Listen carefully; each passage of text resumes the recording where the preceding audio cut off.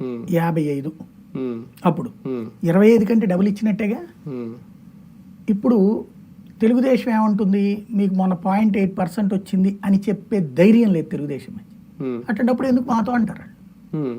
కాబట్టి తెలుగుదేశం తన తరపు నుంచి చెప్తుంది అంటే క్రిందటిసారి ఇచ్చాం కదా 13 ఇచ్చారు, 15 అని చెప్పి 13 ఇచ్చారు, రెండిటికి బదులుగా ఎమ్మెల్సీలు ఇచ్చారు. కాబట్టి ఇప్పుడు 15 ఫార్ములా చెప్తోంది. అయితే ఇక్కడ చిన్న లాజిక్ చేసింది. తెలుగుదేశం నుండి ఇచ్చిన ప్రతిపాదన ఏంటంటే, నేను విన్న సమాచారం ప్రకారం 30 అసెంబ్లీ 10 పార్లమెంటు ఇద్దరికి కలిపి, జనసేనకి మీకు కలిపి అని చెప్పారు.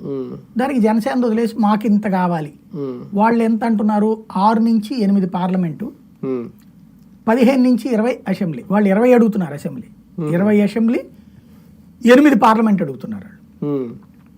ఇప్పుడు పార్లమెంట్ దగ్గర వీళ్ళకి ప్రాబ్లం లేదు. కానీ ఇంకొకటి చంద్రబాబుకి ఏంటంటే, తెలుగుదేశం గత 2 టర్మ్స్లో కూడా గెలవనటువంటి దాదాపు 45 సీట్లు ఉన్నాయి.